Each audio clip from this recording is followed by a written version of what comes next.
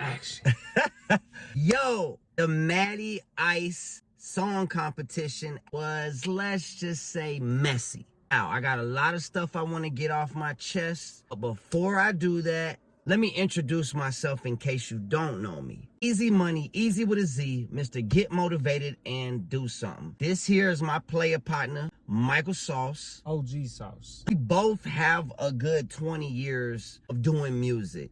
I myself have been a promoter, Billboard charting artist. I've done the movies and I've done the interviews on bigger platforms. I just want everybody to know this is not coming from a place of hate. What I'm noticing about the market out here is that it's a big market, it's plentiful, but it's also sort of newer. You know what I mean? Fragile. It's still developing into what it's going to be. I've lived all over and I've toured in 40-something states. Enough about me. I want to give flowers where they're due. Or just a lot of different things to coordinate. And I do believe that Matty Ice did a very professional job. Like, I know that wasn't easy.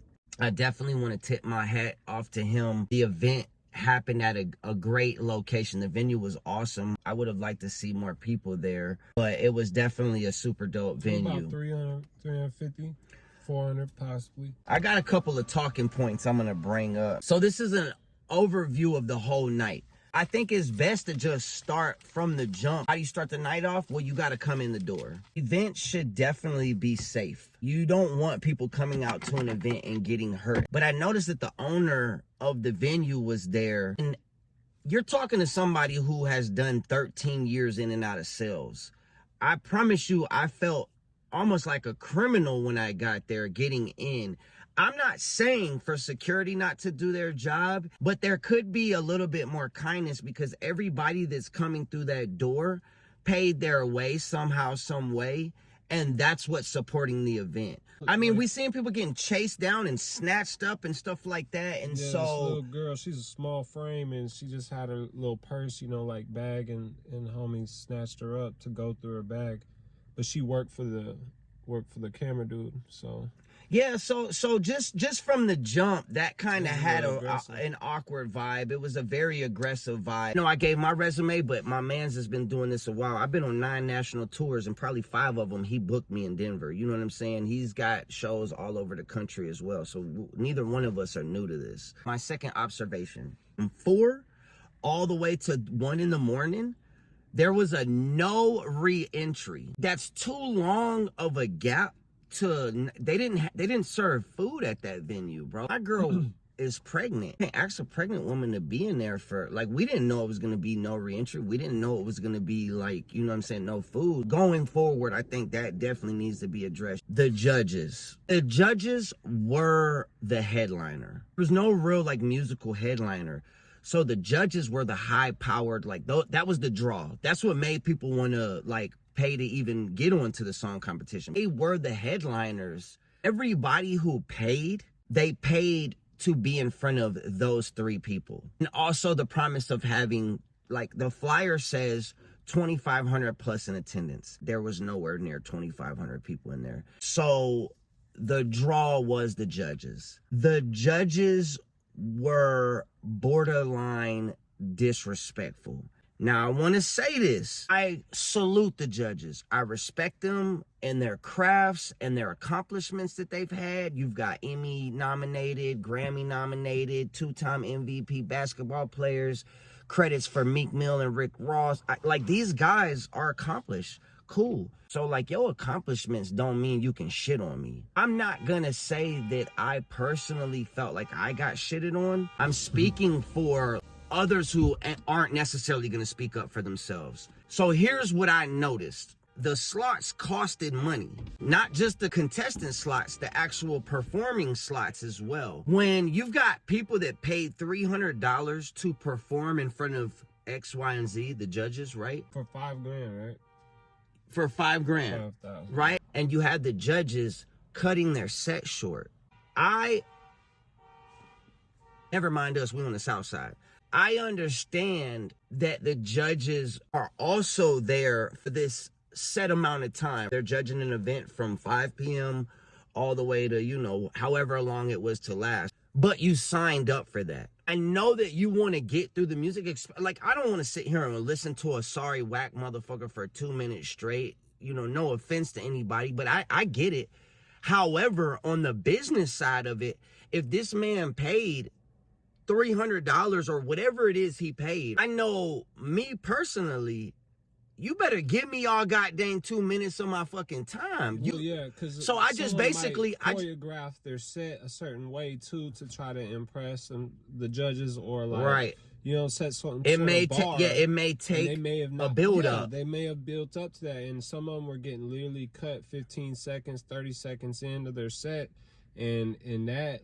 It became the Apollo, and it was because it was literally because they were pressured, and the judges were sweating sitting there that long. They were trying to rush it. Out of the 64 original performers that had to go through round one, there were only probably 5 people that got their whole 2 minutes. That to me is just bad business. You cannot have somebody pay for something, which is what's even the whole reason you were able to give out $5 grand was because the people paid to get onto the show. And that's just being honest. Again, this is not a shot at anybody.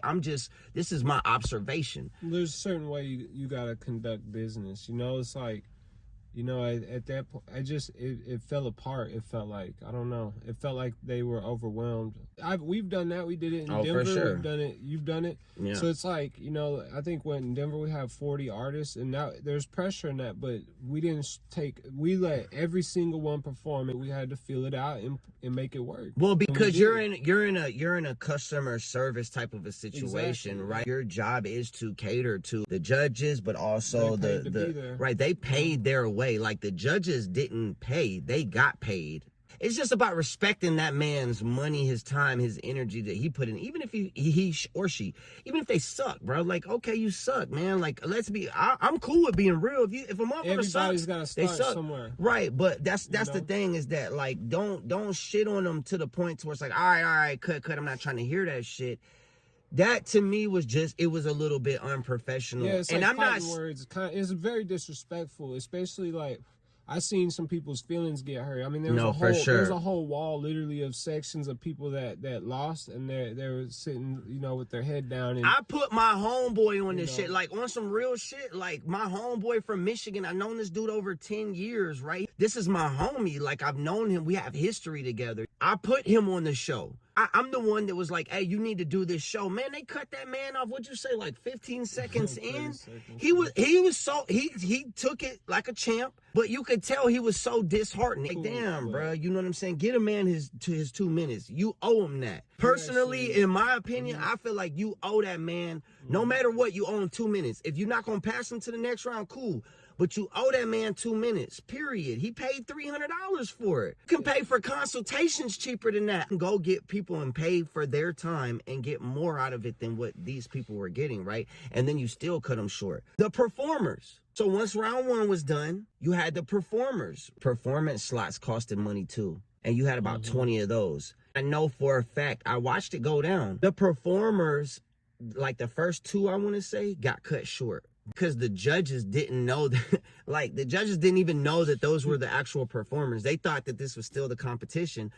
I literally watched the dude like, all right, yo, all right, yo. And the dude got cut off, and he was like, you know what I'm saying? And I was just like, damn, that's some cold shit. Because the round was over. Round one was over. We was on performers now. Initially, the performance slots was 400. So they was more than the motherfucking contestant slots. But the messed up part about it was the judges went to the back. It was a local show.